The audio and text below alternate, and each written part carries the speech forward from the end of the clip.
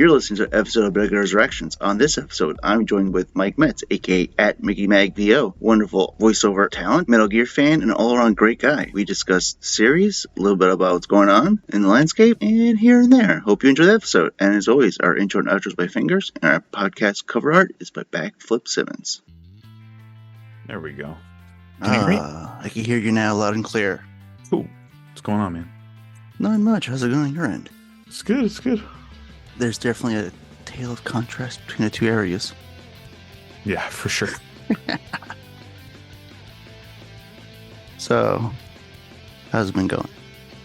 It's good, man. Just been working my ass off. I've been, I have a new-ish job. I started in the beginning of October, so I'm still kind of sort of getting used to the whole workflow there. But it's been good. How about you? It's been. I'll say it's. What's the old adage tale? It's been a minute, kind of in a way. Like everything's gone on, just getting bombarded with all these damn games just come out. I feel like just came right on top of each other. All these like new titles where it's like I don't have time. Yeah. It's like A, I'm a dad, and B, it's like I'm an adult. I don't really have the time like I used to. Like play for like 6 to 8 hours on end and like waste a day basically.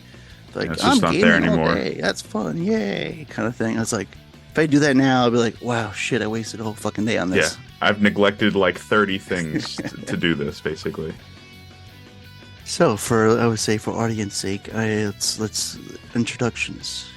I am joined with Mike Metz, and I want to say that I would say like thank you for coming on. Yeah, for sure. Sharing your tale of Metal Gear in your life, Absolutely. in a way. Yeah. So anyone for audience sake, like, give me a quick intro of yourself. Well, hi everyone. I'm Mike. I have been playing Metal Gear probably just as long as, if not, longer than maybe some of the more recent people that jumped on with the Master Collection.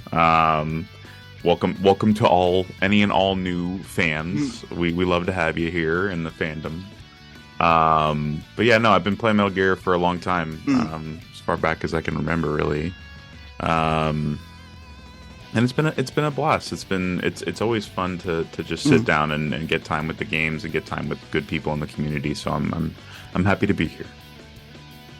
Excellent. And I would say like definitely, especially for like newcomers, I was really happy. That was like my first thing that came out when I realized when Konami announced the Master Collection, I was like, finally, like bring these games to like modern consoles, so like everyone kind of get their fair share and take on it in a sense. Yeah, it's something that has been a long time coming. I mean, you can ask just about anybody who's been in the fandom for a while that we've needed this for better or worse. I know there's a lot of nitpicks out there, and there's a lot of things you can say about it, but overall, it's good that it's been ported to modern consoles for the sake of there's a term for it, data preservation. There we go. Yeah, I was gonna say, were you thinking of posterity? Kind of same thing. Yeah. I was like, my brain's kind of working. Yeah, for sure. To do a little backtracking, yeah. Where did you get started? Like, when in the series, like, where did it start for you? I started with Metal Gear Solid 1. That was my intro to the series, as I'm sure it was a good amount of people. I mean, obviously, some of the progenitors to that, some of the people who've been in the community, for a very, very long time, were there at the start. But like a lot of people, I got my start with MGS1 for sure. I played it when me and my dad rented it from Blockbuster or Hollywood Video, one of the two. Yeah. And we had a blast. I mean, we went through and it was mostly him with it, playing it, and I was watching. But like every once in a while, I'd hop on and like try to start my own playthrough. But the motor skills just weren't there because I was a little guy. Oh, and so the eye to hand coordination wasn't quite developed yet. I was very young, but yeah, that's where I got my start with that. And then the love for the series just grew. Like everybody else, I fell in love with the legend, man. Oh yeah, and I feel like with each entry, it got like, I would say like not only weirder, but like possibly even sexier, and the story just got even more at times. It was intriguing, then to like diluted at some points. Yeah, because I feel that. I'm not a hater. I'm not a hater of any of the games. Like, 4 was like, it's kind of like, that was like my like, it was kind of like almost like the last series, because when I started this franchise, it was my mom who like we kind of came together and picked what game to pick, and it was like Metal Gear Solid 1 back in '98. I was like 14, and I was tired of like Mario, and like I was tired of like Nintendo. I was like, I'm a teenager. It's like I need like my dark moods, something more raw. Yeah, I was like, I'm moody right now. My hormone levels are everywhere. I need something to like to counteract with it, or maybe possibly even go with it. And we just, we kind of both saw like that clean white cover and was like, what is this? Like, what game is this? Like, there's nothing on there, just white with red lettering. Mm-hmm. And so from then on, it was just like, we kind of bonded over that series. And 4 was like the last one for both of us. And it's like, obviously everyone's like, it's pretty much like you're playing a movie kind of thing. And I was like, yeah, but you know what? It's a good movie, man. It was everything. I was like, where else can you get like, like Raiden, like full cyborg out, just breakdance fighting with a very erotic vampire man kind of thing? And I was like, yeah, this is Metal Gear, that breakdance fighting. I was like, this rules, and also makes me somewhat horny in a way that I can't explain. Exactly. And then like, I don't know, between the transformation of 2 and 4, it's like obviously we're gonna get like, better graphics, but like Vamp just got like, his muscles got like extra veiny and pumpy, and I was like, I would just sit there and be like, am I getting turned on from the vampire man? It's like, Vamp, I think you're getting to me here. You guys what's did going on? I see what's happening here. I see what you developers did. You didn't put that shit on there for no reason. That wasn't just for like, oh, it's just we're just being silly, we're just being quirky. We're just being, we're just putting that just for fun. Like, no, you put that there because you're horny. And Kojima. Hell yeah. I mean, obviously, like if we looked at the Beauty and the Beast core, I was like, the way they exit like they're like robotic, like I want to say like not monsters, but like they're like what they're named after. I was like, what they come out of those machines? They're all wet and their outfits are super tight. Now that was really weird to watch when I played with my mom. She was like, oh wow. yeah, for sure. I remember. It's funny you talk about 4 specifically. There was the only way I played 4 was at a friend's house. He had a PS3 and I didn't. And so I bought a copy of the game when it came out with my own money. Went over to his house to play it. I brought the disc with me, installed it on his PS3, and I made this such a thing to him and his family, because obviously we were in high school at the time, and it was technically like his family's PS3, but I was borrowing it essentially in his own living room at his house to play it. And so, of course, like it became a spectacle because his parents knew I was coming over. I had spent money, went out of my way to spend money on those things for a console that I didn't own to play it at their house. And they were like, okay, well, what is this game? Like, you have to tell us about it, because obviously this is a big deal to you because you're doing all of this in order to play it. And so I explained it, and I talked about it, and fired it up and expected to just get right into the game. And then there's that install screen with Snake smoking the fucking cigarette for, and the install takes like, this was a launch PS3, so this shit took forever. Yeah.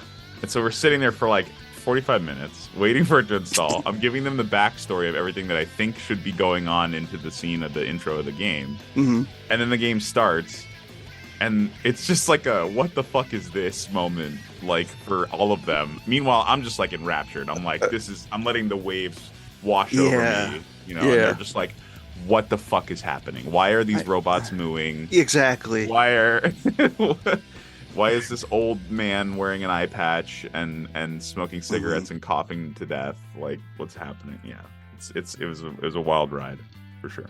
Yeah, that just ended up being like a weird future where like these they're not full total Metal Gears, but like mobile, like even more mobile, like smaller Metal Gears are just going like, And people are just like shitting their pants, like, "Oh fuck, they're coming!" I was like, "What? Yeah. What is a cow?" What are you talking about? It's like, what the fuck are you talking about? Then they're like literally Hulk jumping into the scene. I was like, "Oh fuck!" Mm-hmm. I was like, "Do I have to fight these?" I was like, I was so used to Rex and Ray, but like, they didn't move like this. I was like, no, this is my future. No, they move like they do.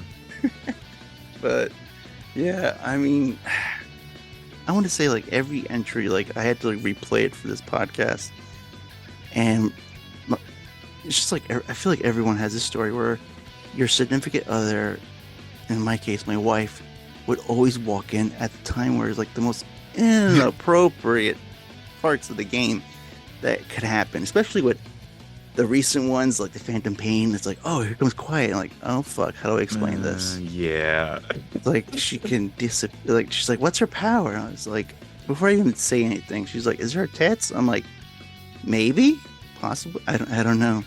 You tell me. You're looking at the same screen I am. Like you, like you know nothing. You tell me what this all means to you. It's like I know what it means to me. It's like everything else. It's art. It's interpretive. Yeah, totally.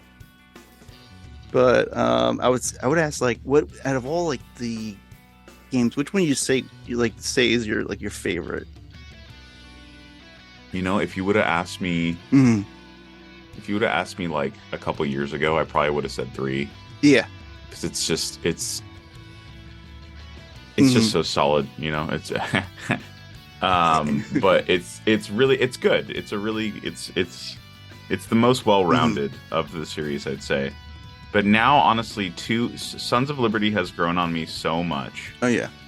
As of recently, when I played it, I replayed it like a couple times within the last year, along with all the others, and then now again that the Master Collection's come out, and I'm just like, man, like I keep coming back to how 2 makes me feel instead, and I think it's because it came at a very pivotal point of like a lot of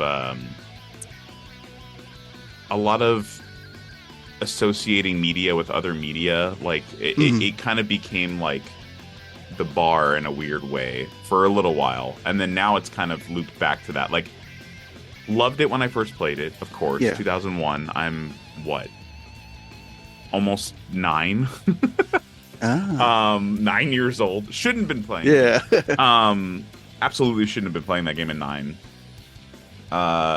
But like, I don't know, it's just like a lot of memories just start becoming core memories around that time, and so that game has a lot of core memories attached to it for me.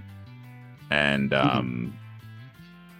and then I started getting a little bit older, obviously played 3 when it came out, loved the shit out of that, and I was just kind of like, relationship ended with 2, 3 is my friend now, like I was ready to move on, past like the weird Otacon Emma storyline, and, like I was ready to just move on from a lot of that. But then I don't know, like going back to it, it's just like it has so much personality and so much like charm to it in such a indescribable way in some aspects. And it's Sons of Liberty, I think, may have become my favorite now in a crazy, unprecedented way.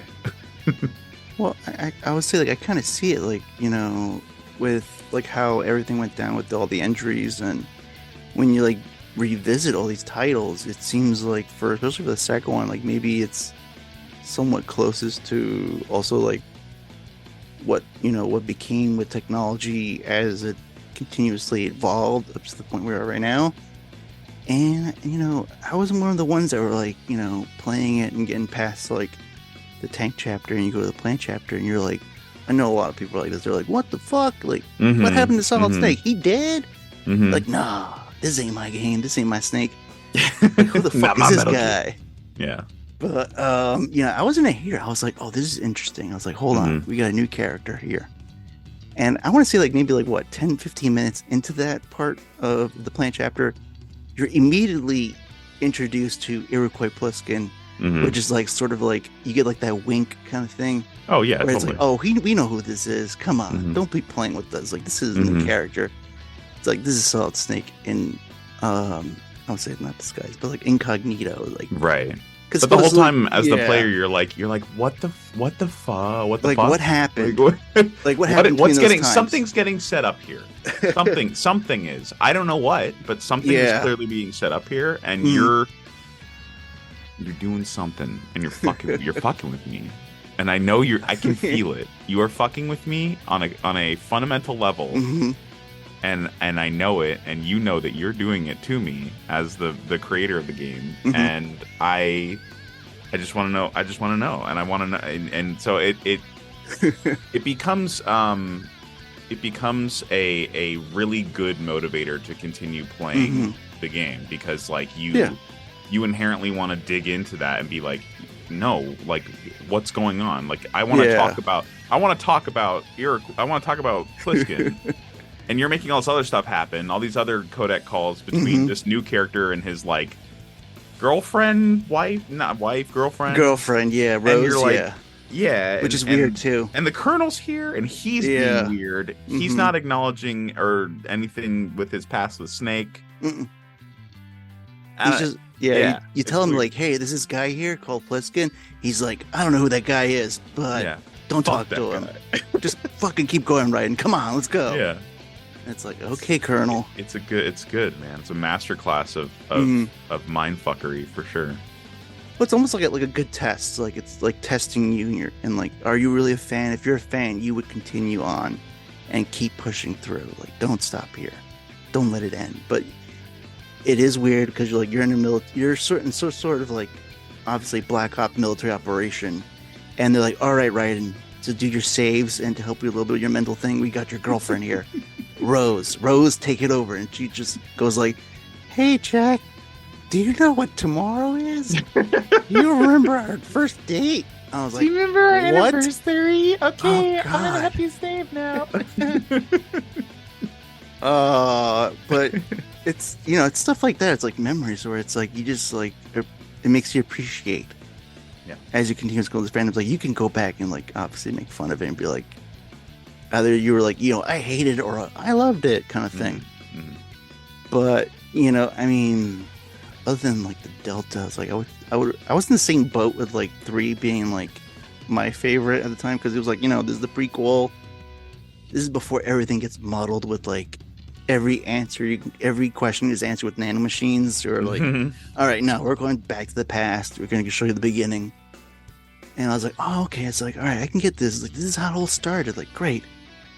And then as we kept going on, I was like, and with like the, re-releases and shit, I was like, you know what? Maybe 3 is not my favorite. Like, I'm going to go back to the old school. I kind of feel like Metal Gear 2 Solid Snake is my favorite. It's a little difficult, but it's also like very creative for the time and with the technology they had to use. It's very like stripped bare. Like it's just it's bare bones gameplay. It's bare bones like dialogue. Like everything in that game, I feel like serves a very specific purpose. Everything is so purposeful. There's nothing. There's no fluff. There's no like dead air. There's no wasted anything really, because that's how games had to be back then. You only had so much storage, but now you can make an install file like 750 gigabytes. It's like that one meme where it's like North American developer has been here, with the fucking half your hard drive getting taken up by Call of Duty or whatever the fuck. But yeah, I mean, back then you had megabytes to work with. You had megabytes.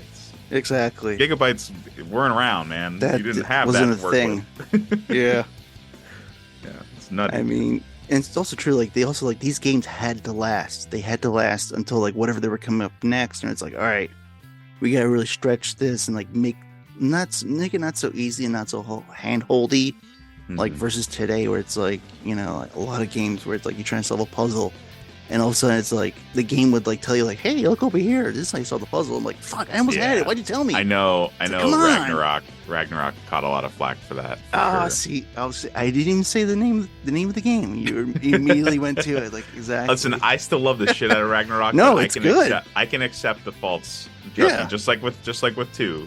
Like if you're like you were saying earlier, if you're a real Metal Gear fan, you'll accept this game warts and all, and I accept Ragnarok warts and all. I know that's a really annoying point for a lot of people. I personally, when I was playing through it, I was like, whatever. Like, I had the game sense to kind of just know, and the character saying it, I was just like, yeah, okay, I get.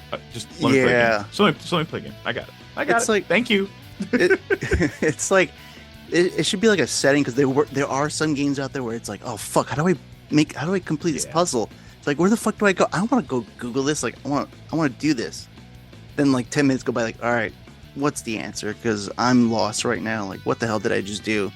It's like, I will say that a game that pleasantly surprised me with that was Alan Wake 2. I just finished Alan Wake 2 the other day. I don't know if you've had the chance to play it yet. Yeah, go ahead.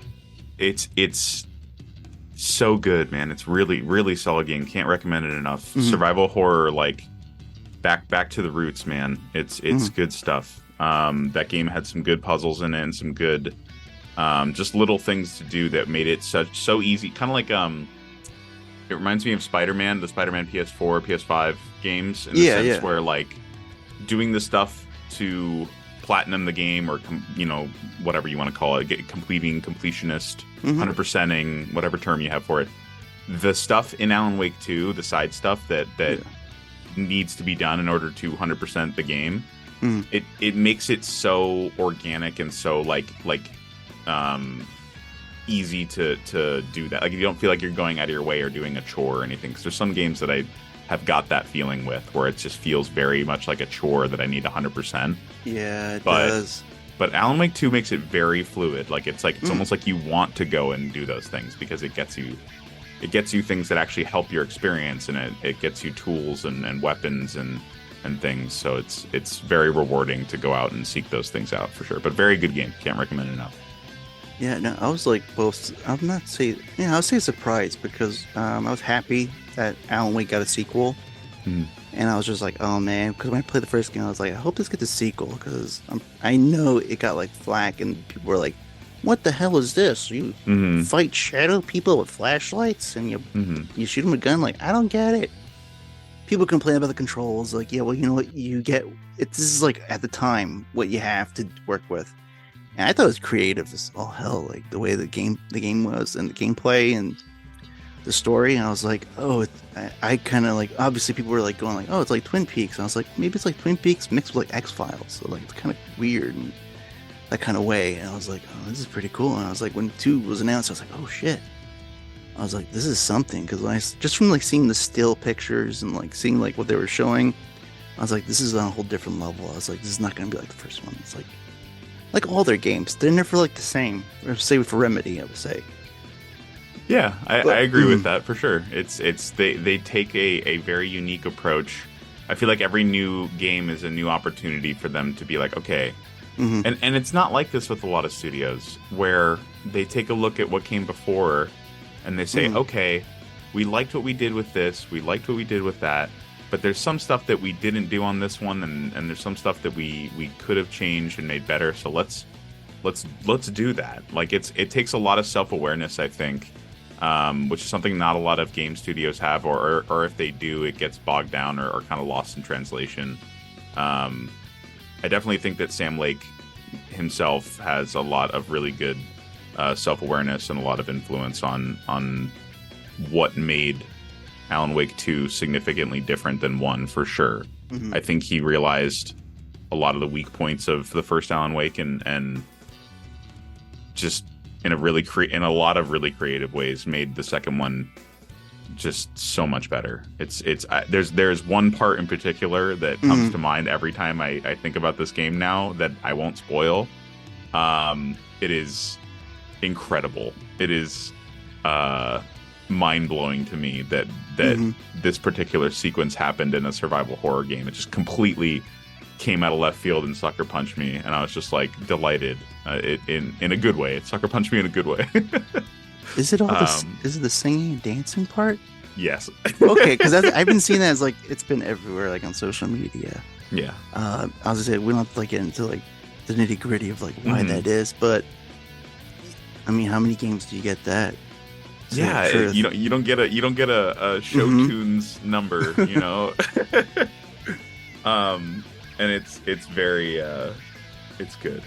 There's context around what's happening and why that happens that I won't spoil, but it's if you haven't seen it already, save yourself the spoil, or not spoil, but just the experience of playing it organically as it comes about in the part of the game that it comes about.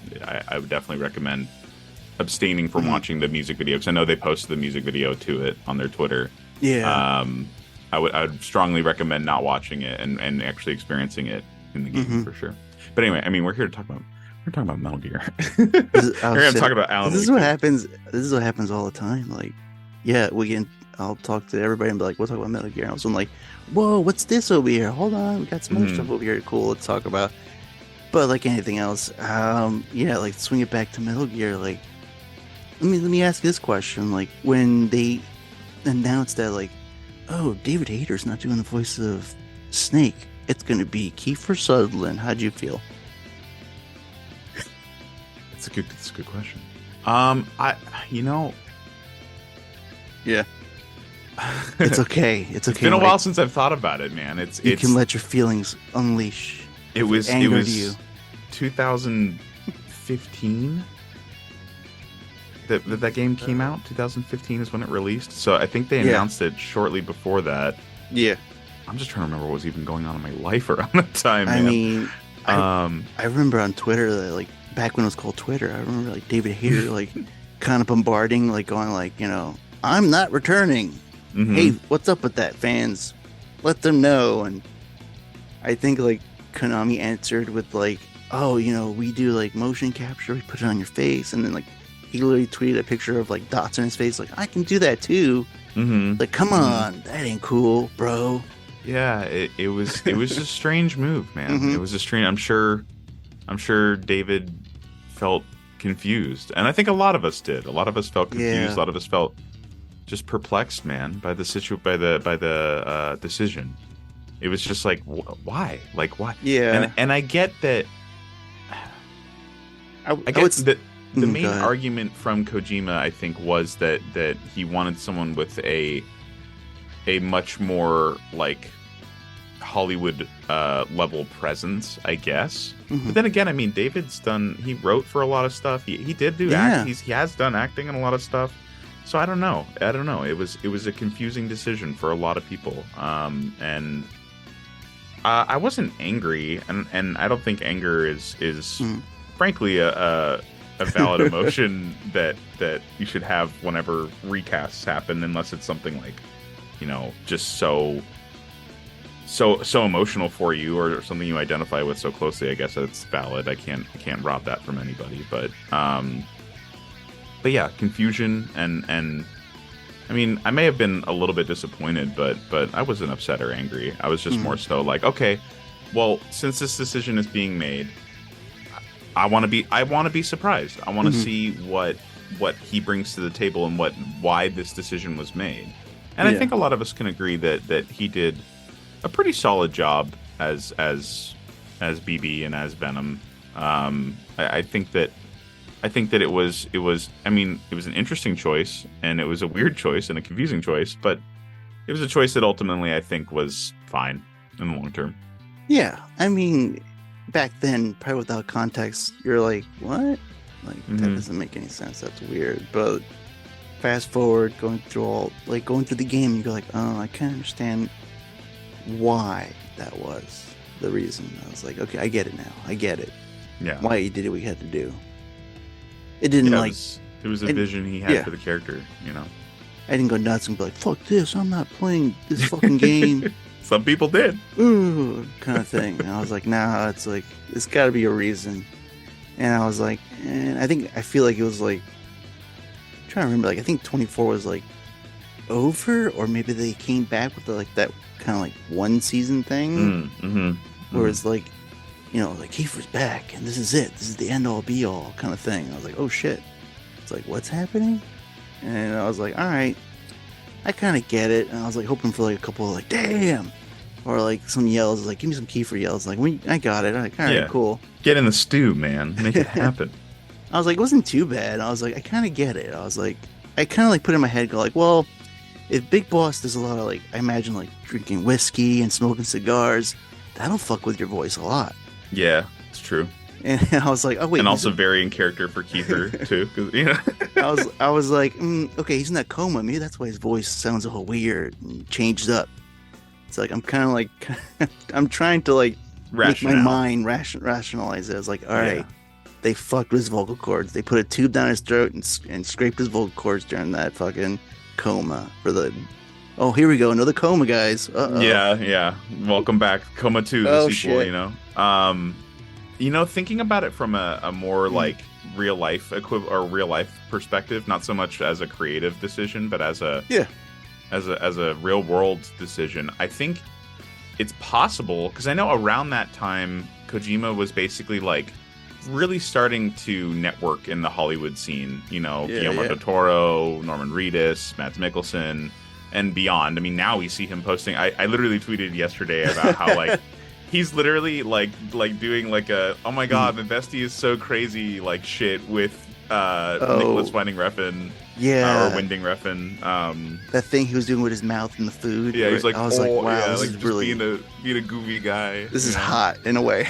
Yeah, in a weird But it's you know what it could have been is it could have been him trying to Kojima. I'm talking about now. He could have been trying to like.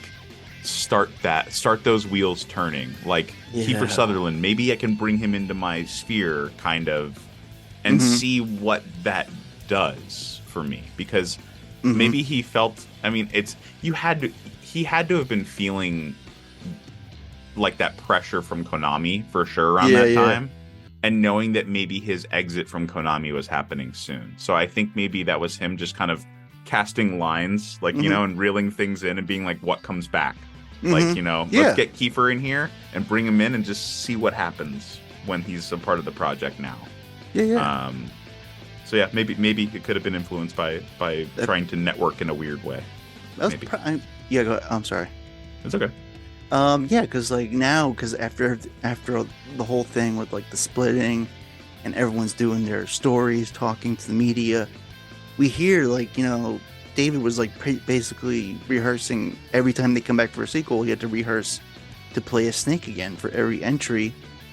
And with the third one, they try to get Kurt Russell, which is like, I kind of see why, because first of all, different character, not Solid Snake. There we go. It's a little Big Trouble Little China. Yeah, I got the T-shirt on. I have it backwards in my head. Yeah, I kind of see like, okay, it's like that would have been kind of cool and interesting. So it's like, all right, it was kind of like, it was already beginning, and you're probably right. Like he was trying to like, I want to get into Hollywood. I want to rub elbows with like people and other creatives, and obviously it kind of worked. It kind of panned out because he ended up in the Criterion basement. He's like, these are my pics. Check it out. Look at me. Yeah, I'm cool and he's here. like taking pictures with Jordan Peele and shit. Like you know, he's in the scene now. Yeah, like, in a crazy way. It's like before it was like. You were like you were getting like obscure, like I'm not saying like obscure, but like, you know, you were getting like fans, like obviously John Carpenter. It's like, oh, I kind of like this guy. He was nice to me. Like, don't fucking sue him. Let him keep using that snake name. It's like, I like that guy, that Kojima guy. He's pretty cool. And plus, I play video games. So like it goes a long way. Like making someone a friend in the industry. It goes a long way, man. And I think Kojima's probably a really good case study in that, where like dude, my guy got the Decima engine just handed to him, because he just made good pals with the developers of Horizon. Like that's it. That's the reason why he got the Decima engine for free to use. If you're nice to people, good things will come back to you. Yeah, in a way, especially if it's people who are higher up and in power. Like, come on. Yeah, I'm a nice guy. Like, hey, schmoozing goes a long way, man. It doesn't. It also doesn't hurt. Like, it's like, like you said with the Decima engine, like that means like that would get your name involved. Like, oh, you gave it to him, and so now who are you? Let's talk about you now. Like, because you like Kojima's. Like, let's see what you're all about and what's your projects. But yeah, it's like, it seems like that Twitter feed. I don't call it X. I call it Twitter still. But I do too. I know, it's so ingrained with it in my mind, and it's like, oh man, it's like, who is he gonna be talking with next? And I just love it. It's like, it has like very much like my dad on social media energy, like the pictures, like, yeah, this would definitely be like the shit my own dad would do. Yeah, just weird, like weird dad energy. It's like I could totally see it. Yeah, I mean, I would say like I'm trying to think. I would say like where was there ever a time in the series where like it was like really difficult for you? It could be like a game, it could have been like a storyline where it's like, to just be a fan. Yeah, where it made it a little bit difficult, or like it could have been like, like I said, like it could have been a storyline, it could have been like a game, like it just like it was difficult, and you're like, you know what, is this really worth it to fucking continue with this shit? I don't know. If you want to really get into the weeds, there's some recent events that have made me feel that way. But I don't know. That's okay. Maybe we can get into it, maybe not. I mean, as far as stuff from the series goes, I will say there is some recent stuff from the Master Collection that has made it somewhat frustrating. Some of the backlash from that. I can speak to that for sure. Okay. I know that a lot of people, a lot of fans have had some frustration with certain things about the Master Collection. And I remember when it came out, I even tweeted that, like, man, like, getting some kind of almost exhaustion with Metal Gear Solid returning to the limelight, almost, in a way. Which made me sad. It made my heart sad, man, because it's, like, such a great series that I've had such strong feelings about for so much of my life. And seeing these people that are saying, on the one hand, that they feel the same way, that this is a series that they have so much passion and love for, but then in the other hand, at the same time, like just nitpicking it to death, and people getting so up in arms with one another about the not being faithful and not having certain footage and not having certain frame rates, for God's sakes. Like, come on, guys. It's just a series that's we all love, and we're all here to celebrate it. And I'm not saying that, like, you shouldn't do away with criticism. I'm not saying, like, criticism is always a valid thing. It's how we all improve. But to make things so divisive, almost, it just sometimes for some people it just seems like almost just for the sake of it, just for the sake of being difficult. It's just frustrating. It gets frustrating. That's all.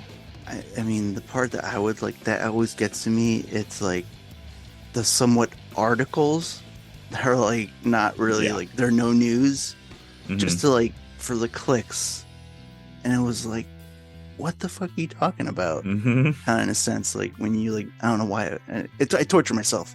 I'm like one of those people who are like, I shouldn't really click on this because it will make me angry.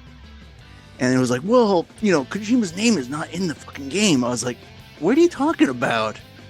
It is. It's not part of the collection because guess what? He's no longer an employee. So why would his name be on it? Right. I'll just say for context and to be 100% transparent, do a little extra research. Don't call yourself a journalist when you're not really a journalist. I think what it really is, what it really boils down to is, I think a lot of us grew up with clickbait being part of the internet ethos. Like a lot of us have just kind of grown somewhat not immune, but just a resistance to clickbait. I think a lot of people on the internet just inherently have this resistance to clickbait now. Like, we can all see it and we all know it what it is when it's there. So to me, rage baiting is the new clickbait. It's the new thing that gets. It's like we're touching on a lot of stuff today, so I hope you're able to keep up, everybody listening along.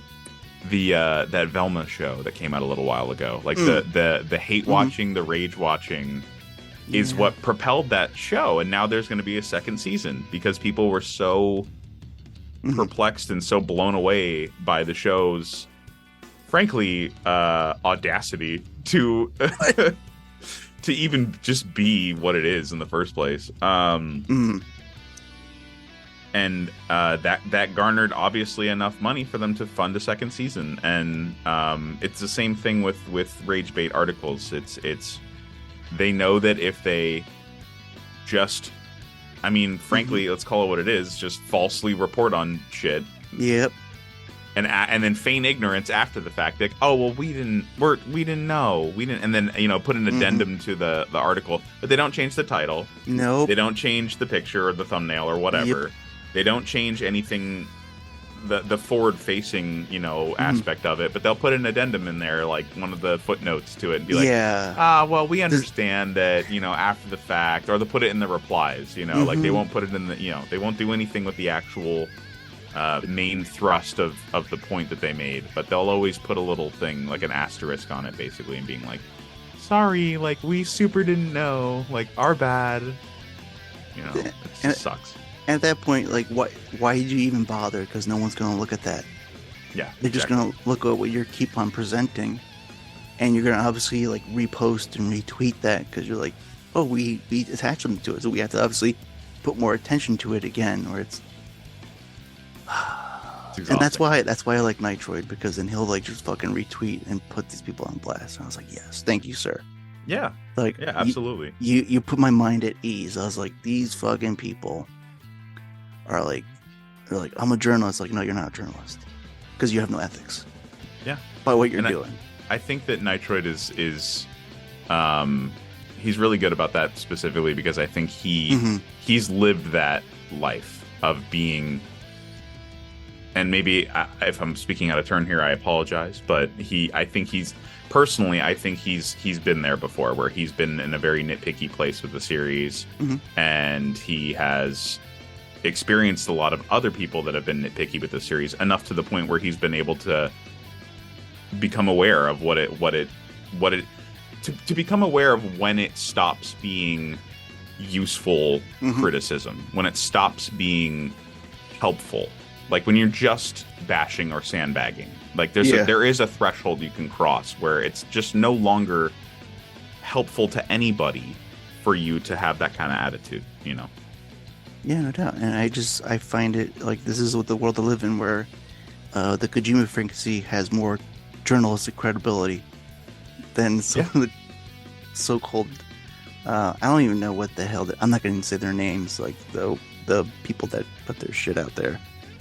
For their things, but we know them. We know them. Yeah, just like those YouTube people who are like, I have inside scoop, and they'll like talk for like 20 minutes and be like, pay me some more money and I'll tell you. And then 20 minutes go by. Talking about the people with the rant sonas or whatever, and then it's animated avatars. Then it's like, oh wait, that's the end of this episode. Goodbye, everybody. Click. And I was like, wow, you just drained people some money and just fucking ran away. Like, all right, fuck you. In a sense. Let's just say I have a lot of like anger and rage. And sure. No, understandable. I mean, it's the backlash to the backlash, man. Yeah. And I feel like when I do these episodes, it's almost like I'm in Metal Gear therapy. It's like, we'll talk about some Metal Gear. Here's some somewhat dialogue and dialect, and be like, okay, I can understand this. Like, oh, this was my kind of therapy. I think it's because you don't get the opportunity to talk about those particular feelings about the series because a lot of people don't have the same scope of knowledge of what's going. They don't have their finger on that particular pulse. Yeah. So you don't get to have that cathartic conversation with just anybody. It's not like talking about how much, like, I don't know. Like but you could talk to anybody how much about how much it sucks that the economy is kind of in the toilet, like, because we're all feeling that. We're all feeling that in our wallet, But you can't talk to just anybody about, shitty reporting, websites, reporter websites, doing a bad job. I mean, I've tried. I talked to my wife, and she'll just give me like the glass-eyed look, like. What the fuck did you say? It all sounds like rambling. I'm like, I'm sorry. What do you want to talk about? Oh, what was Taylor Swift wearing today on this tonight's football game? With cheering on Travis Kelce? Wah, wah, wah. I don't care. It's like, that's how I feel. Damn it. I'm sorry for any Swifties out there. Shout out to the Swifties. Thanks for listening. I mean, I was once one, but damn, I've been drowned in just Taylor Swift. Like every Sunday, it's just like, I'm being hosed down by Taylor. I was like, God damn, there's just too much swiftiness in this game. Put the hose down, Taylor. Just settle down, okay? Like, you were America's sweetheart, and I think we're just tired now. Yeah. There's an exhaustion. I mean, a lot of people aren't. A lot of people are like, more, give me more Taylor. Fuck me up with some Taylor, you know? I mean, if you go down a rabbit hole with TikTok, Taylor Swift, she's part of my algorithm, and there's like people who are dancing in the theater when they're watching her Tours movie. I was like, God damn. I was like, that's some fandom right there. Yeah, there's people that go rabid for pop stars, man, and hey, more power to you if you can enjoy something like that. That's great. I'm happy for you that you have that in your life. For me, I've always been a fan of niche shit. To me, niche stuff has been more rewarding of an experience because there's more of a because like what you were just saying, like that cathartic feeling you get when you talk to another MGS fan. It's more far and few between being able to have that with somebody else. But when you do have it, it's very much a delayed gratification thing. Like, it's like, oh my God, okay, like you are able to get me and I'm able to get you, and we can come together and speak on this. And like, it's your mind melding, man. It's good. I was gonna say, like, you understand me. You're just like me, in a sense.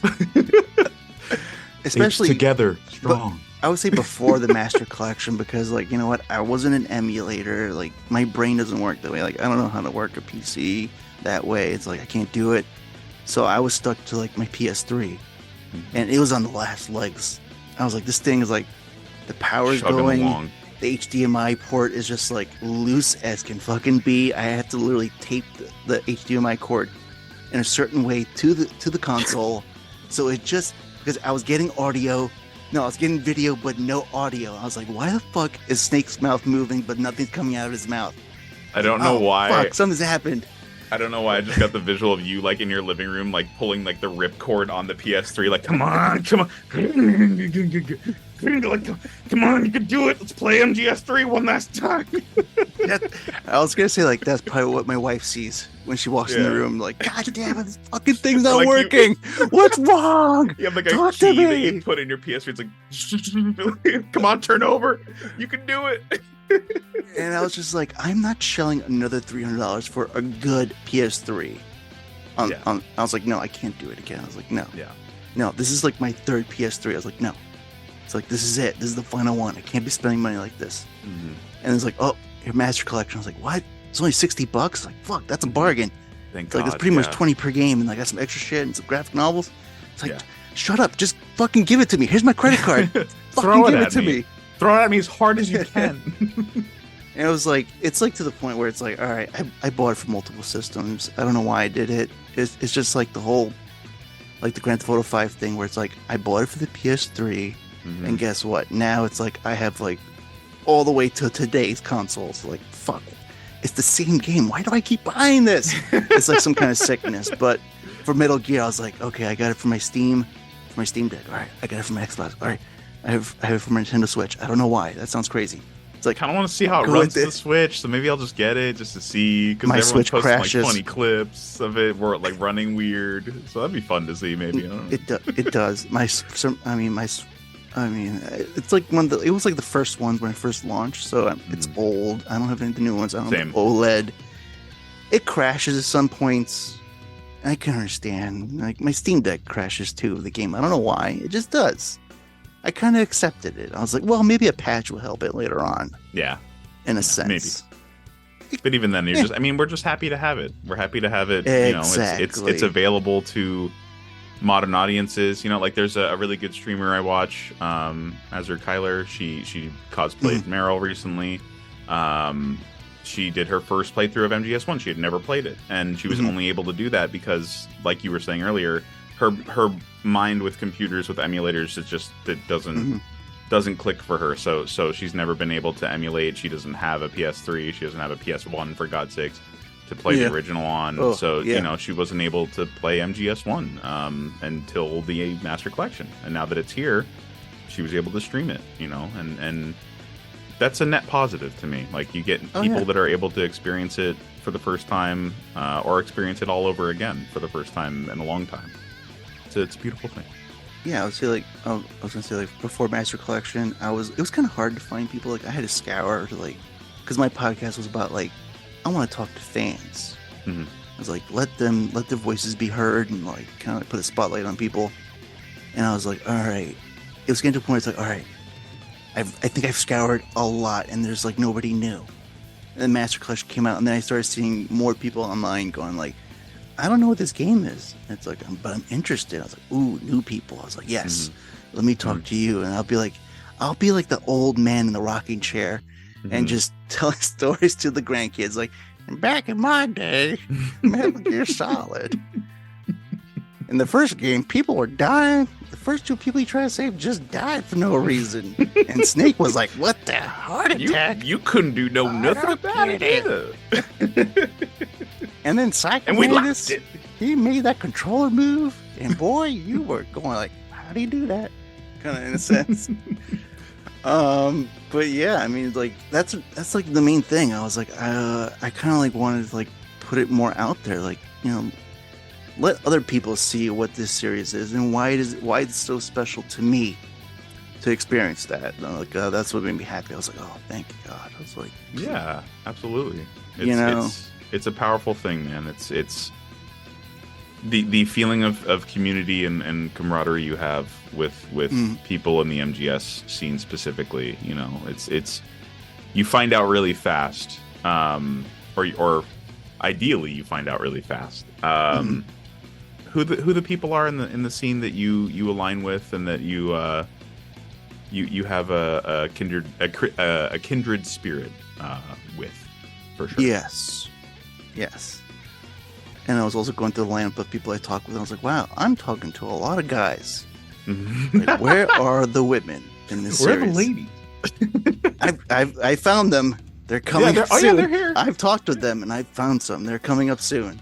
Yeah. And I would say like that's even a more enjoyable conversation, I would say, because you know what? I find it that the ladies let it loose. And I was like, yes, speak it loud, in a sense. And it's interesting the spread you get from people, for sure. It's always fascinating to find out, like, you know, a lot of what we've already talked about here today. You know, your entry point in the series, your personal favorites and things. It's everyone has a different take, but everyone has a collective feeling, I think, in general. Oh yeah, definitely.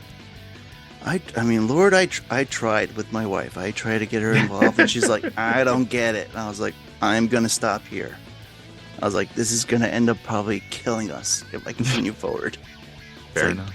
It's okay. You don't have to be. I'm not telling everyone. I'm not trying to convert people. Yeah. It's like, if you don't like it, that's all right. And that's why I moved on to teaching my 2-year-old daughter about Metal Gear. There's hope. At least with that raspberries artwork. I was like, this is somewhat I can kind of explain without showing her, because they can get pretty weird and somewhat raunchy in the game. It's like, okay, that's even gonna be more harder to explain. Like when because now she's at the stage where she'll just repeat stuff, and I was like, okay, I can't have her repeat what she just saw to other people, because it would be very odd. They'd be like, what did you say? What? I just pictured like a very young child just screaming like, the pain. I just wanted to say, like, my hand. Oh. Like, yes, it worked. It worked. And my God, I was gonna say to lead into. I was like, my God, like the whole Troy Baker thing. It kind of made me like. I went from like, okay, from like Patrick Zimmerman, which was like. It sounded like it was like, you know, it was like kind of like it was very westerny, but it also like for some reason was kind of blended in with like some type of accent in there, maybe English possibly. I don't know. It was kind of weird. It's like, kind of indescribable, really. It's just unplaceable, and I think that kind of goes into the mythos of Ocelot as a character, because that's his whole point. That's his whole existence, is being this like, what is your deal? Exactly. Exactly. It even gets crazier with like 2, where it's like, all right, you're Russian, but I don't hear an accent. It's like, this is just like, in Die Hard, where it's like we got Alan Rickman, but he doesn't have it. What was it? Supposed German. Yeah, right. German, but he's got an English accent. Yeah. It's like, what? That same thing. Like, it ties into the whole thing. Like, there's that scene, like, to reference Die Hard even further, like, there's that scene where he makes requests for them to free their, like, radical brothers from, like, the rising, or what is it?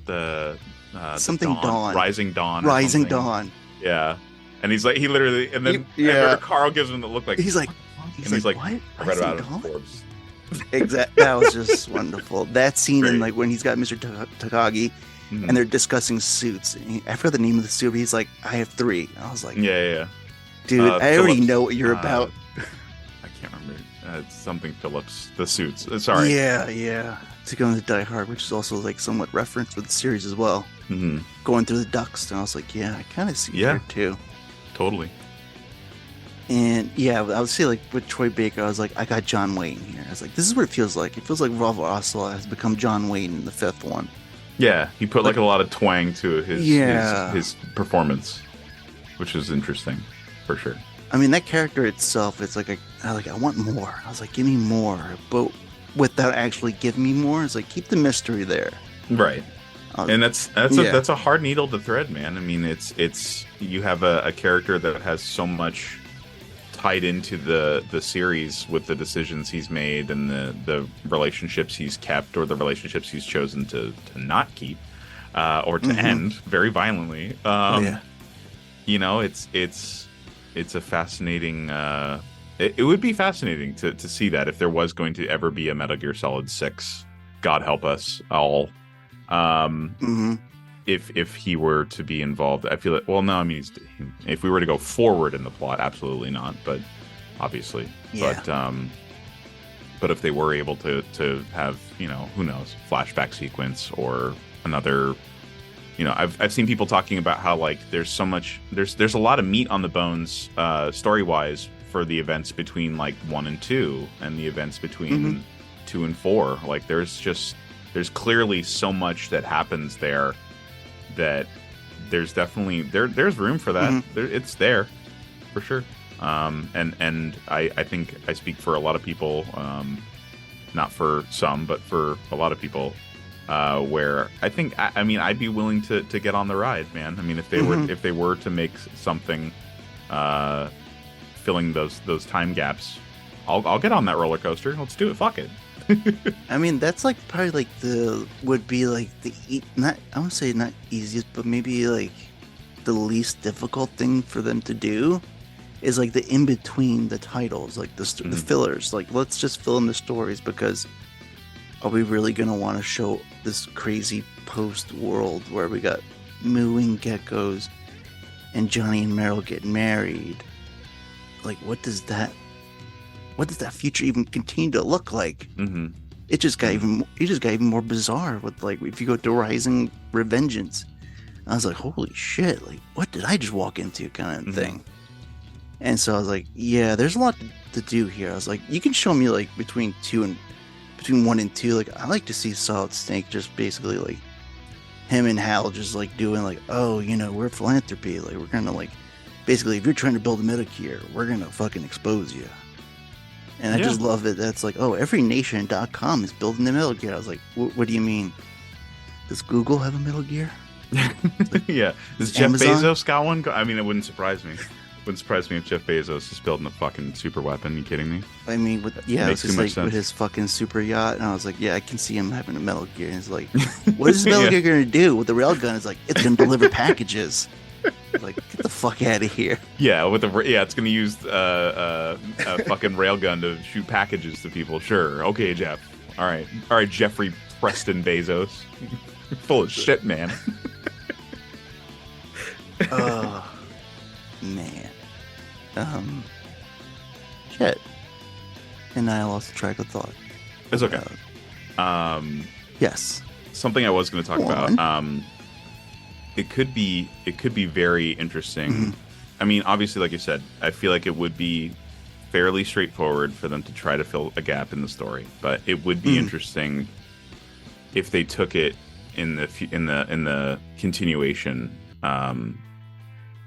if they took it in that direction to continue the story. Like I feel like there's something that could be done there with like S3 maybe, and with trying to still, because I feel like they're the Patriots being gone and everyone kind of having this power vacuum now. I feel like the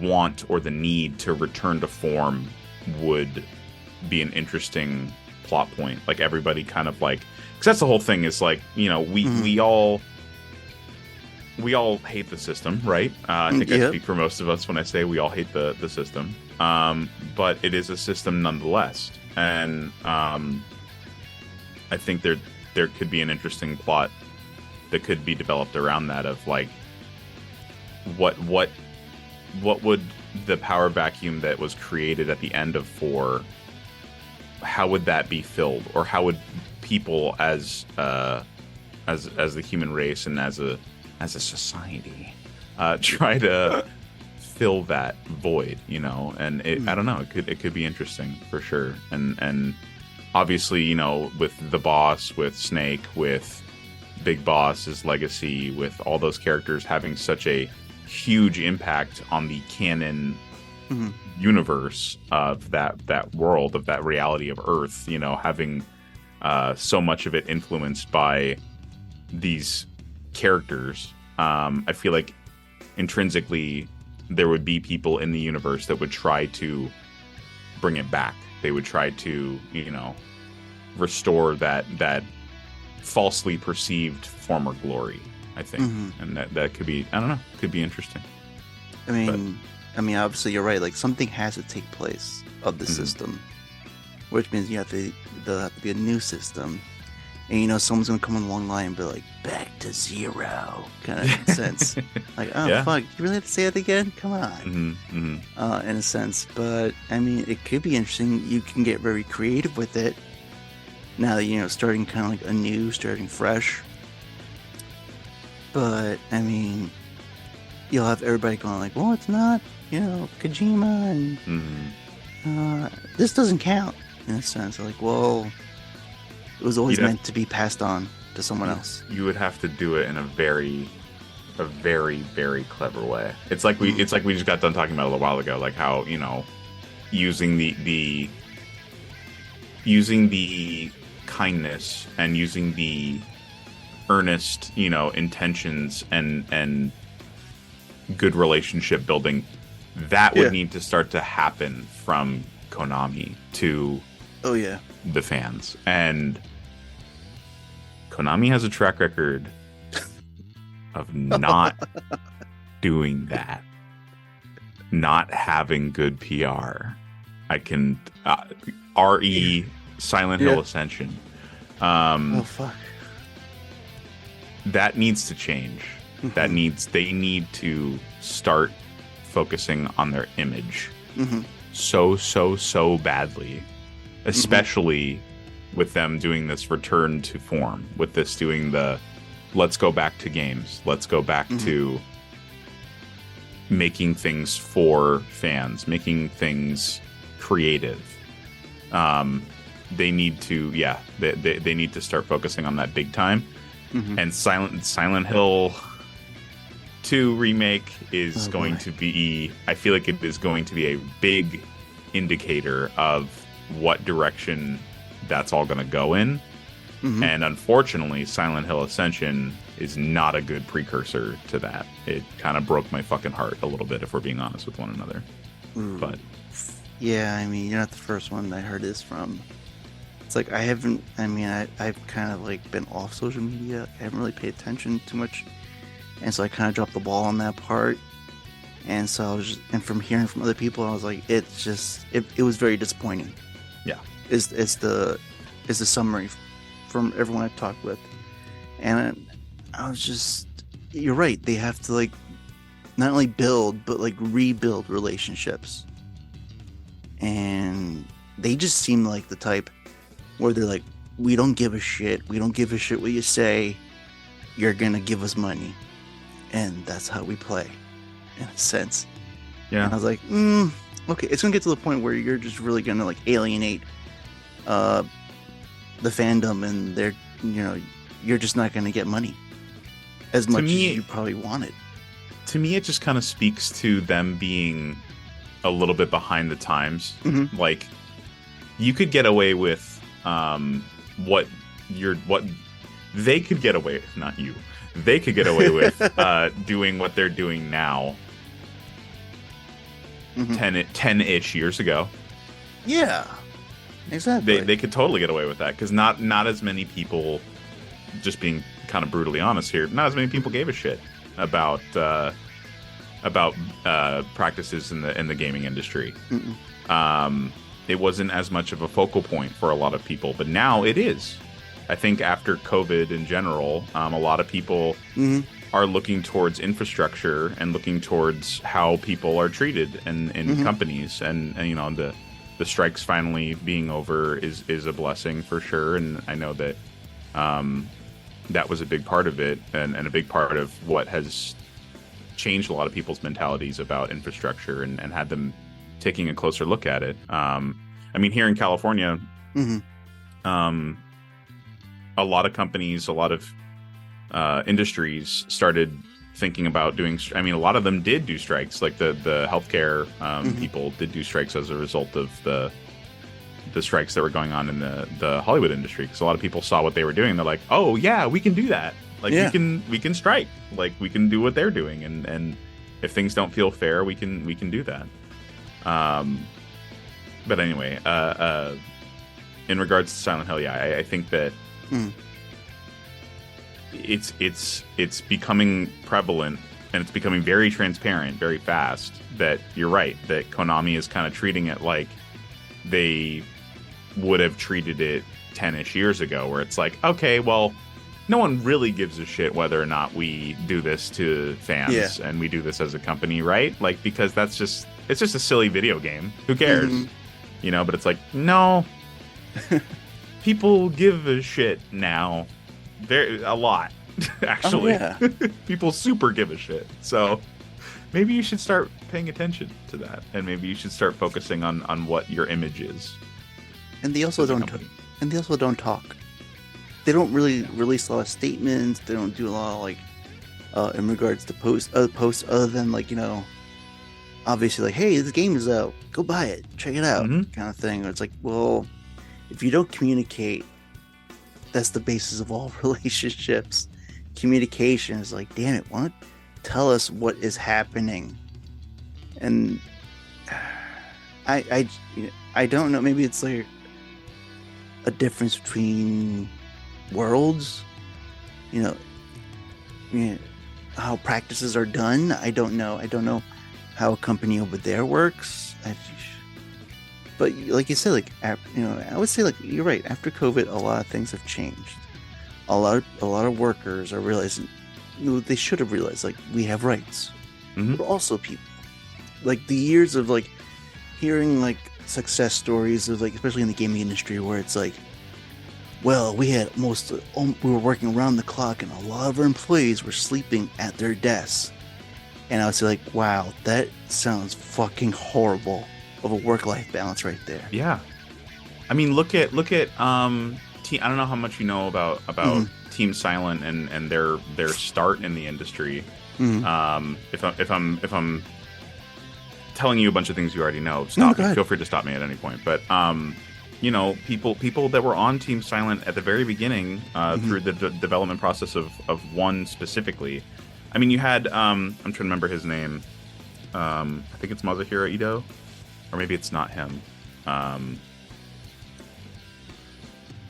Give me 1 second. Sorry, it's gonna kill me if I don't look it up. No, it's gonna bother you. I know, because that's the way I am too. I was like, oh shit. It's like, it's the tip of my tongue. What is it? I'll just talk as the clickety clackety goes on. Toyama. Keiichiro Toyama. And his last name's Toyama. Okay. Anyway, he spent his nights every night at the office firing up everyone's computers to render 3D cutscenes faster. Because he literally didn't have the resources allocated to him to do it during normal business hours. Oh my god. And that is so insane to me that like someone was that passionate about creating something that they literally spent their entire day, every day, for multiple years, staying at in an office building to sleep in. And yeah, it's just nuts, man. It's crazy. And that's in the grand scheme of things, that's not that long ago. That was 19, the game came out in 99. So that was probably in development from, who knows, 95 to 90, up until, obviously the release. In the grand scheme of things, not that long ago. And things have changed so radically since then. But yeah, it's Konami needs to start focusing. I mean, that's the overall thing. I think, they need to start focusing on getting with the times, man. I mean, I would say, like, especially for, like, in the context of, like, Metal Gear, it's Konami that has to, like, come to, like, 21st century. But it's just, like, you see, like, all around, like, other games, especially other games that fail, where you hear stories where it's like, we really only had, like, less than a year to work on this, and it's, like, it's possibly, I'm not sure, but, like, you also have people on top who are in charge and who are not, have either become newly, acquainted with the business. They've not really been in there for that long, and think they could quickly turn around and be like, oh yeah, a year is definitely enough time for a game, shouldn't it? I'm like, no, it takes multiple years, sometimes even longer. Yeah. I would like say, like, a good time maybe be like between 3 and 5 years. And what they see is like, that's wasted time. That means we have to pay a lot of money for that, and that's something that they don't want to do. It's like they want it now. They want a quick turnaround, and it doesn't work that way. And when you do things like that, you get product out there that just like get ripped to shreds and to shit. And the people behind it who have nothing to do with that part are just like kind of like twisted in the wind, where they obviously want to, like, post about their work because they're proud of it from their end. They're not responsible for the other end. Right. Like, I would say, for instance, like Modern Warfare 3. It got ripped to shreds. It was like pretty much like, oh, this is just a reskin from 2. This is like pretty much feels like a DLC. And then I see the people who were like the actors behind it, and they're like, they put in the work that they feel that like was the right amount. And it's not their fault that, like, behind the scenes where it's like the actual developing part. And I was like, oh shit, man. It's like, that sucks, because obviously they're going to see like it's not well. It's not going to do well. Yeah. And it's things like that where you need time. And unfortunately you have to pay to get good stuff out there. Yeah, it's true. I mean, and you're absolutely right. There's so many people out there in the industry, in the game development industry that just get so much heat, man, for something that's so very much not their fault. It's something that they just were at. They worked their job just like anybody else, and I think the thing a lot of people forget too is that just because you have a job doesn't mean necessarily that you're like the best at it ever, like by any means. You can be a development studio even, and just because you are a development studio who is able to produce a game doesn't mean that you are inherently really good at it. And there's a lot of things that go into that. We touched on a little bit ago about Sam Lake and having self-awareness. Like, I think that's what that usually is a good indicator between a good product and a not so great product is self-awareness. That I think a lot of good self-awareness will take you really far in life, in general, but definitely in the sense of being a creative and being someone who wants to make something, not only successfully making an impact commercially, obviously making a return with money, with an investment, but also something impactful from a creative standpoint, from an art as a piece of art. I think that you need to have a lot of self-awareness to make something that has that ability to impact people in that unique way that permeates the the cultural zeitgeist. I'm saying a lot of big words. I'm sorry, but it's a very intangible thing, and it's a thing that I think a lot of people falsely feel like they have an understanding of it. A lot of people that are very vocal on social media, they feel like that it's all just so easy, and they can see the numbers dancing across the screen in front of them, and they're like, I know it, I have the answer to all of it, and I have it all figured out, and why wasn't it like this, and why wasn't it like that, and it should have been this way, and why couldn't they see? And it's so easy to do that. It really is. It's so easy to sit back on your soapbox and be like, well, why wasn't this decision made, and why was that decision made? And it's like, you weren't there in the meetings, you weren't there in the cubicles, you weren't there in the studio executive's bedroom, probably at like 4:30 in the morning, answering phone calls and emails to investors and to panicking developers who are racing to meet a release date. There's so much that goes into it,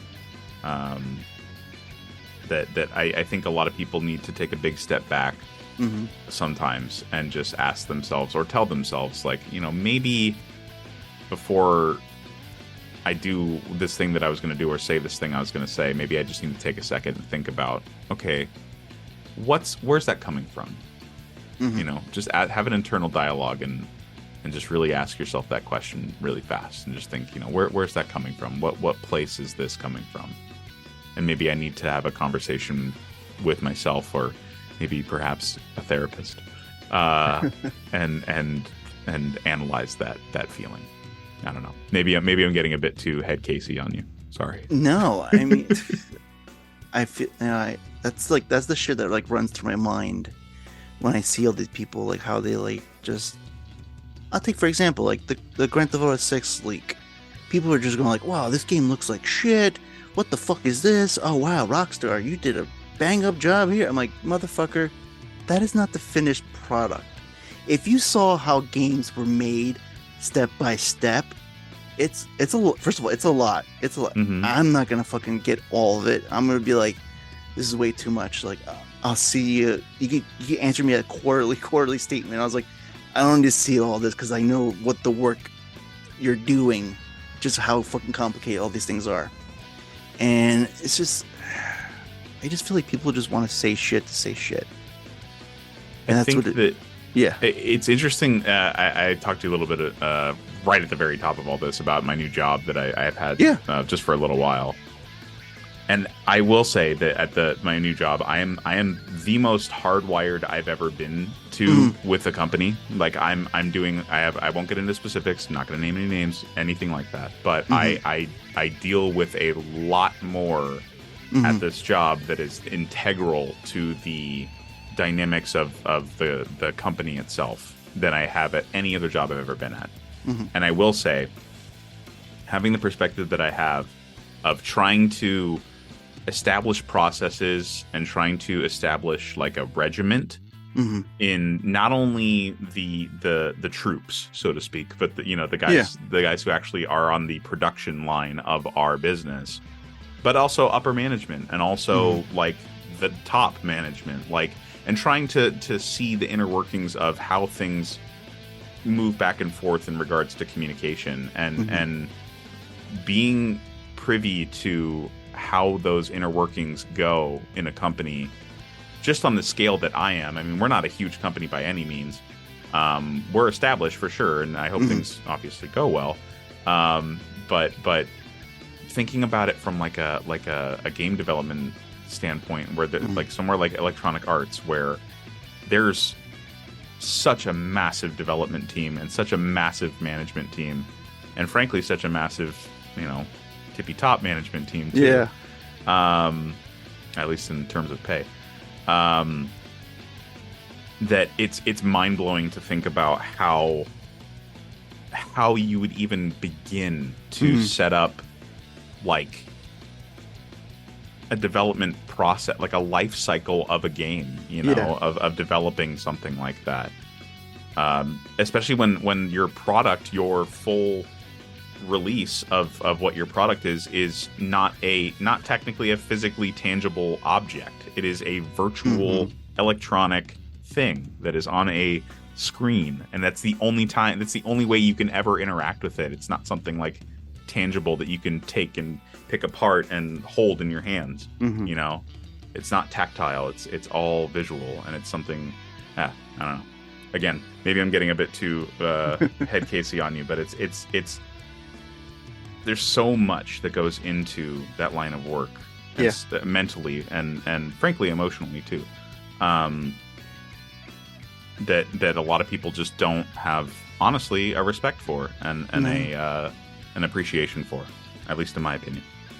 No, I mean, I feel the same way, where like I am not gonna understand every single bit what they do, but I can see like the work that's been put in it. When you go through the credits, you see every single person's name that's attached to a project, and then you hear about like how long it took and like what people had sacrificed to give you this product. My appreciation would be like, you pretty much like gave everything you got for this, and for however many years of your life. Yeah, and I get turned away when people just gonna shit on it, just for like no reason other than maybe just like to nitpick whatever God knows what they want to nitpick about it, and it's just like, dude, come on.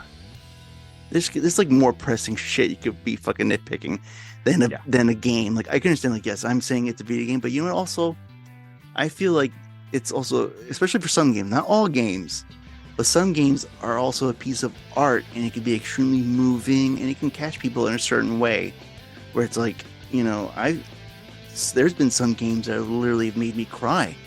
Yeah, absolutely. Because you go through this journey with this character, and it's like, wow, this title has brought some type of emotion to me to make me feel this way, and it's like that's moving on its own. And I was like, yes, I would consider that medium as art, to like in the same lines as a film. Like, there's certain films like it's gonna fucking make me cry. Like every time I watch Terms of Endearment, oh yeah, I know what's gonna happen. Get the tissues ready, baby. I'm gonna fucking cry at the end. Like, holy shit. Kind of thing. I was like, yes, if you're a real Metal Gear fan, you would watch Terms of Endearment, everyone, by the way. Come on. we're Metal Gear fans, but we're military nerds too. It comes with the territory. Exactly. I was like, before this, I was like, I've not known what any of these weapons were. I was like, what? How does this work? Huh? Like, and thanks to Metal Gear, it's like, yes, I think I know how to put a Claymore mine down. Yeah. I know what an M1911 is now. Exactly. It's like, before Metal Gear, I would have not known that. No. In a sense. That's just a string of letters and numbers. But now, I know what that is. And I'll say it definitely appealed to the gun people. Oh, yeah. For this series. Yeah, come on now. Where they're like, they're just like, saying. Just like when, I would say, like, when Ava gave Snake that fucking gun, he went nuts on it. Oh, yeah. He was like, oh my God. That was us. Look at this fucking, look at it. Look at it. Machine. And I was like, wow. And same thing with like Revolver Ocelot, the way he was jerking that single action revolver in the first game. It's like, holy fuck, that gun is gonna come. I love the smell of Cordite. Like, you're a freak. You're it's like, a freak. Watch out. He's good. That gun is gonna pop off prematurely. Make sure the president's head's not in the way. He's gonna blow that guy's head off from like shooting his load. Man, it really is weird how much sex is entwined in media. It is Metal Gear. Think about it. Like, people get horny, huh? I did not know about the love box and shit until I played like fucking Peace Walker. I was like, what? It's like, this is where it came from? I was like, holy shit. It always comes back to it, doesn't it? I played that game just to get to those dates, and I was like, I gotta see this. Like, what are you talking about? It's like, there's a fucking dating sim baked into this shit? What the fuck?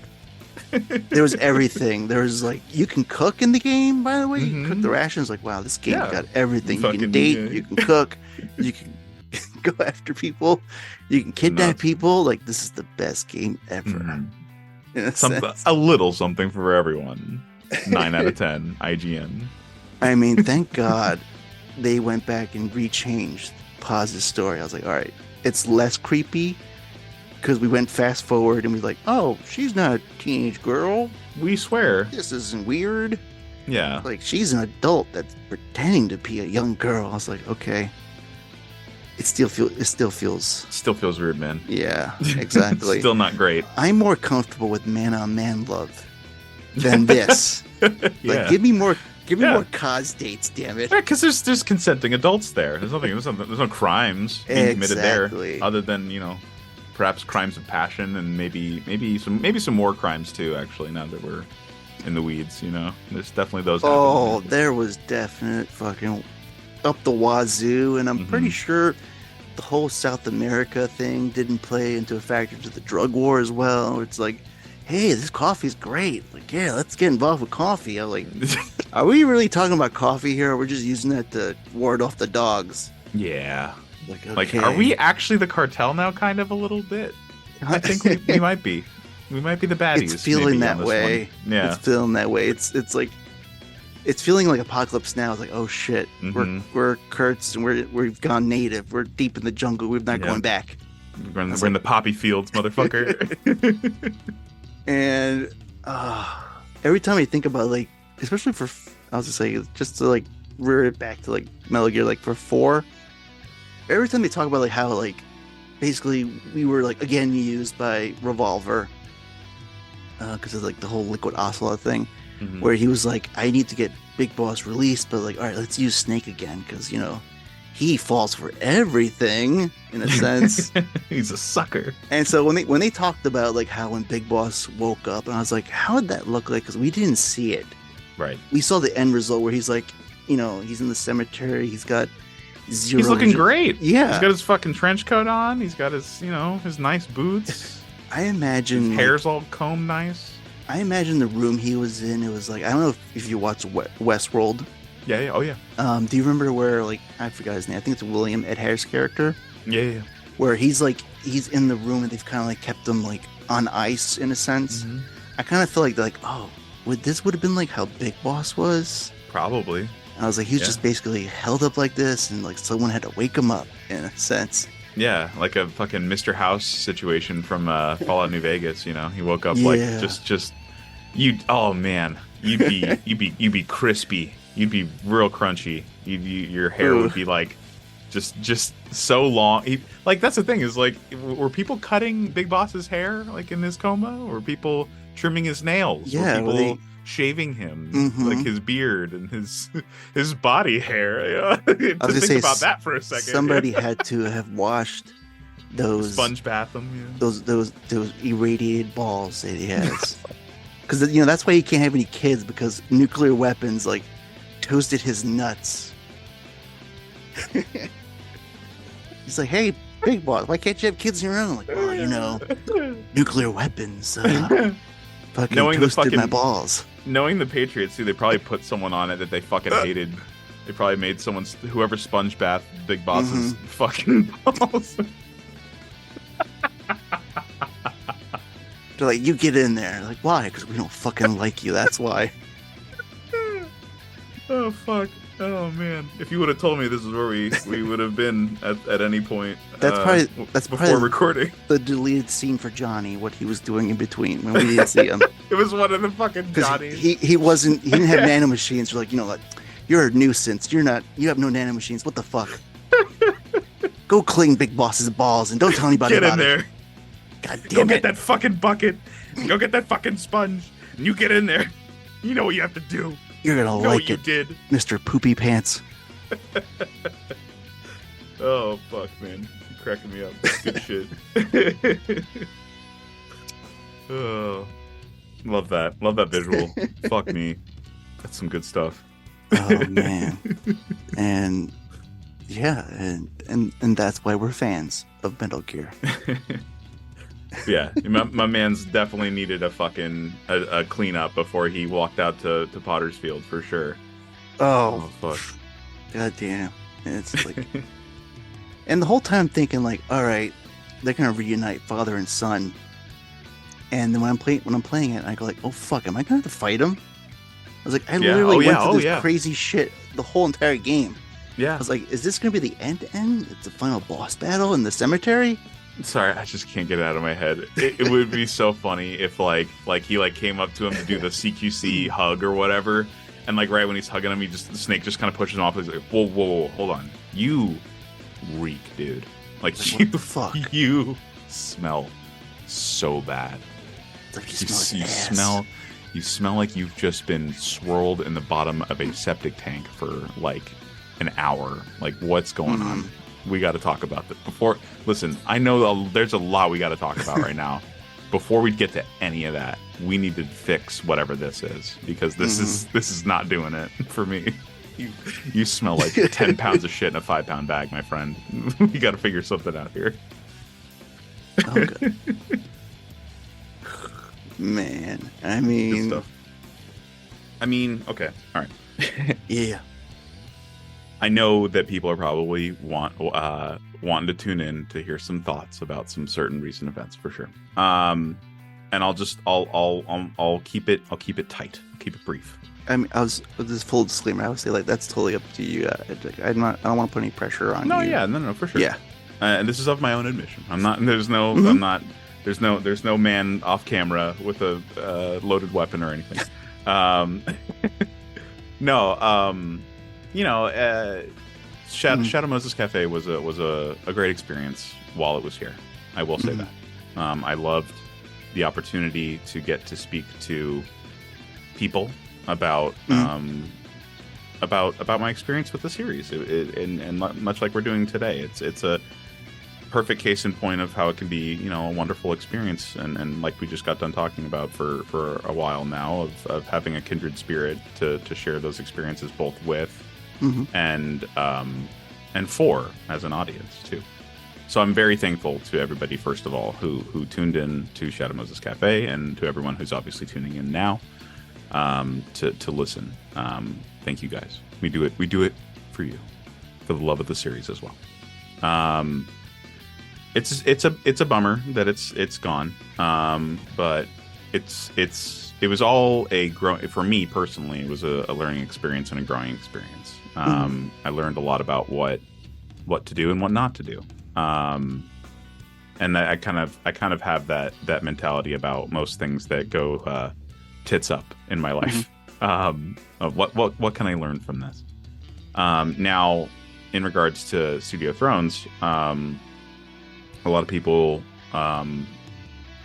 were indisposed as a result of what happened with Shane and with Studio Thrones, and that sucks. It really does.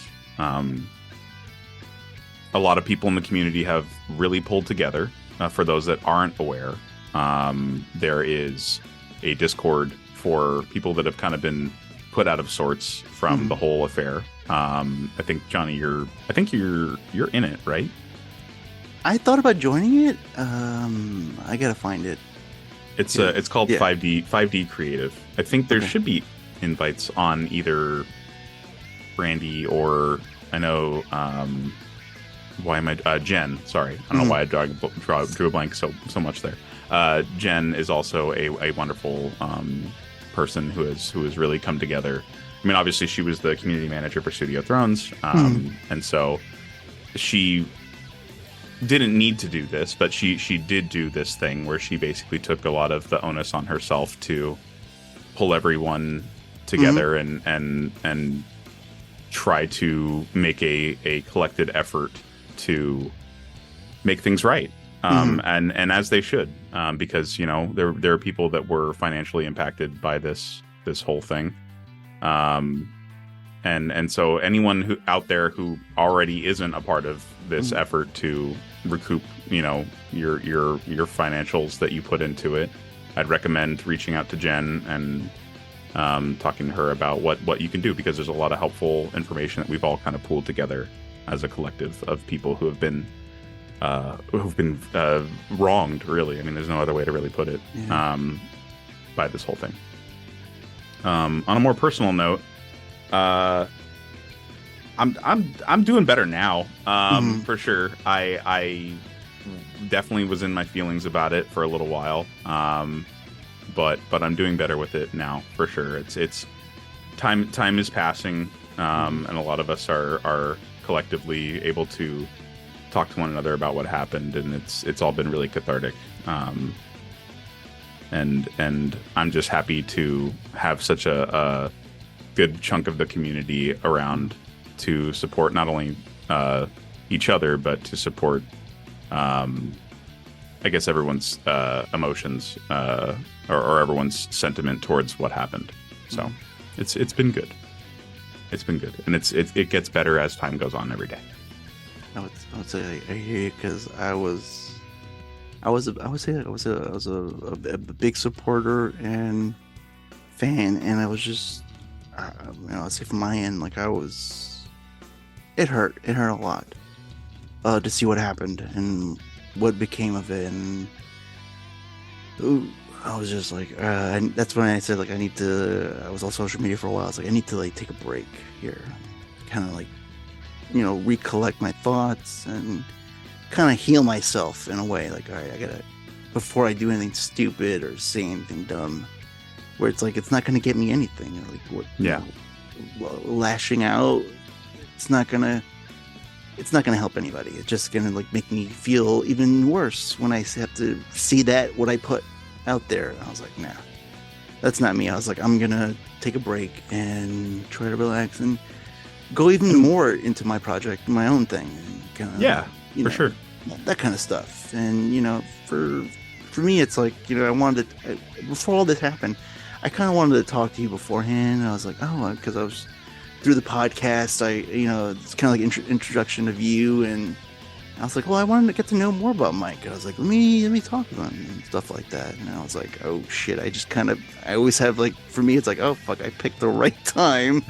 I'm sorry. I was like, yeah, it was kind of crazy that it all happened, like, right around the time that we were originally gonna sit down and do the thing. Crazy timing. Yeah, it's just it's the way, it's serendipity, man. It's how the way life goes sometimes. But no, it's been a good thing getting the chance to talk to so many people about it, and yourself included. And thank you for bringing me on and giving me the opportunity to talk about not only Metal Gear some more, but also to talk about what happened, for sure. Yep. And I would say, like, that's kind of like been like has, like, my podcast been about. It's like bringing people on, getting to know them and talk.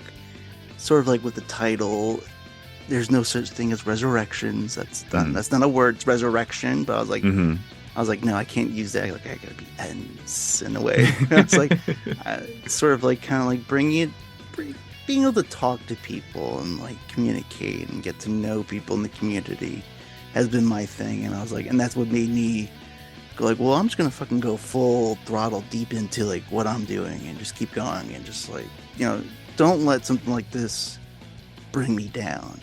Yeah. Kind of, like, end it all in a sense. I think a lot of people shared that sentiment, for sure. Mm-hmm. Like, a lot of us were initially, hurt and confused. But I think as things have been coming to light more about what happened, and there's been transparency between everybody that was affected, I think we have all been kind of, like, able to cross-reference a lot of the breadcrumbs that kind of led to the falling out and everything, with Shane and with the community and everything. And I've talked to a lot of people about it since, and I think everybody kind of had this shared mentality of, like, there was a lot of, we'll call them red flags, and there was a lot of sensibility that maybe things were a little bit chaotic and things were not being handled well. But I think we all wanted to believe the best, like anybody. We wanted to believe the best in someone, and we wanted to see the best in someone. And you know, I've been through experiences in my life and in my personal life that have been similar, where it's, you know, I've had to end friendships that have been long running, and during that wind down process of the friendship and you know, right before things end, you have that kind of mentality, and it's a similar one where you're wanting to see the best in the relationship, you're wanting to see the best in the friendship that you have, and the, you know, whatever modicum of semblance or whatever little bit you have of happiness that you share with that person, you want it to stay there because it's a thing that has stayed in your life for so long. And that translates to, you know, the community as well. I mean, we all want to band together and believe the best in each other and work towards something great. You know, MGS Con being a wonderful example. Like, I think you know, a lot of us are coming together and making that happen again next year. I think a lot of us felt the same way about Studio Thrones, and felt the same way about Shane and supporting her and kind of committing to the bit, you know, so that way we could not only, you know, see a project come to fruition, but also be a part of a project that could come to fruition. So, I mean, yeah, I was just as surprised as everyone when it all fell apart, but at the same time, you know, on the other side of that coin, we all kind of had a general feeling, I think, of like, oh man, of knowing how kind of chaotic Shane could be, and how rowdy Shane could be too. And it's the kind of thing where it's weird how much sense it makes after it happens. And but how, like, in the moment you're just like, I guess this is what's happening. Like, I guess we're just gonna go with this thing, you know. I guess this is the flag we're gonna fly, you know, at this current time. And then afterwards, it's like, it's chaotic for a little while, but then eventually you're kind of like, oh no, yeah, like if you look at the grand scheme of things, it makes a lot of sense that it kind of turned out this way, in a fucked up way, but in a way nonetheless. I'd say I definitely understand. I definitely hear you. Everything that you said, like, you wish the best in people, and it sucks that when things like this happen. You know, so say like you know, my heart goes out to everyone that like was involved and got hurt, and like anything else. And to try to, let's say, I try to bring it back to somewhere happy. And yeah, I mean, I would say like MGS Con. I was like, that was a fucking wild ride of a thing. Like, I remember talking with Amanda, like, when this thing was just like kind of like a starter idea, and I was just saying to myself, like, this fucking sounds great. I was like, run with it, like, go with it.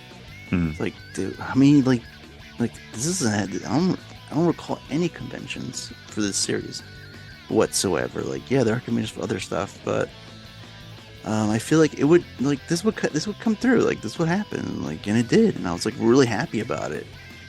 And I was just like, yeah, this is like, you know, I kind of like saw it. I was like, wanted to like toss like my hat in there. I was like, yeah, whatever you need me to do, I'll do it. Like, I'll fucking try my best. Like, you know, just give me marching orders. I'm there. Yeah, exactly. And it's like, I kind of felt bad because like I couldn't make it because I had like things going on in my life. But I was like, Amanda's like, when the second one happens, like, I'm gonna take time. I'm gonna be there. Like, trust me. Like this is not going to be a repeat for me. I was like, I think a lot of people feel the same way. We talked about that a little while recently, about people in general just being like, it was, the first one was fantastic, had a blast. But even Amanda has said this verbatim, that it was great. It was a positive experience, but it was also like kind of almost like a proof of concept thing to a lot of people in the community, I think, of like, can this actually be done? Can this actually happen? And it did. Yeah. And I think a lot of people saw it, obviously, in the community, and now realize, like, okay, these people are serious. They're not only, you know, they're organized, and they're putting their best foot forward, and just earnestly trying to do an inherently positive, or create an inherently positive environment and experience between the fans, between the members of the talent, the vocal talent behind the series, and just a general, overall positive environment for everything Metal Gear. And it's great. It's a beautiful thing, and I'm really excited. I think that's the big net positive out of the whole Studio Thrones fiasco is that it's brought a few people on board, or made them just more prevalent in the community as a direct result of everything that happened. I think we all kind of have a shared catharsis and a shared sympathy with what happened, and that's kind of helped propel people that were really solid, good parts of what happened. It's brought them kind of into the same conversation, and that's the net positive, at least for me in my experience, and I think most people involved now with the planning behind MGS Con 2. I think most people would agree. Yeah, I was gonna say, like, I don't know if they came up with like a subtitle. It's like, is it? Because I keep hearing, like, over the computer frequency, it's like Con's Liberty. I was like, what? You don't want to use Electric Boogaloo? That would be pretty funny. I don't know. I wouldn't want to. Yeah, spoil, I know. I wouldn't want to spoil too much. Exactly. Or anything. I'm not. I'm not sitting here being like, I'm in the know and everyone is. It's just nothing's official yet. We're still in the pre-production phase. We're still planning, so we don't want to. Get anyone going in a certain direction and end up not going that direction. I think that's my mentality towards it in general. Yeah, no doubt. I generally chat with like a bunch of the people on there. Like, I'm on like the Discord for the MGS Con, like both public and private. And it's like, it's just been like a blast, like seeing everybody and like what everyone's bringing in. I was like, this has just been like, this is what I like. Like, I like collaborative. Collaborative, the community coming together for something that's good, and to like basically spread, like, this is like, hey, this is what we like. This is a series we love. Come and check it out. We think you'll like it too. Yeah. And I think I'm hoping that MGS Con 2, I have a good feeling that it will. I'm hoping that that we do it bigger and better this year, and make it honestly exponential would be cool to see. Wonderful thing to see. So, Mike, I would say for anyone that wants to reach you on social media, where can they reach you? Oh man, I'm the most active on Twitter and Instagram. Yeah, if you search Miggity Mag anywhere, you'll probably find me. I uploaded a stupid YouTube video that I worked too long on recently. About music. It's not related to Metal Gear at all. It's a very much a personal story of just my journey of experiencing music and stuff. I've started pre-pro on video game music specifically, on another video idea for video game music. I'm working on that. So yeah, check out my YouTube, I guess, if you want. I would say, and I also want to thank you again for coming on the podcast and for sharing your story. Absolutely, of Metal Gear. Thank you. You've been a wonderful host. Well, thank you, Mike. Thank you. All right, guys. Well, see you around.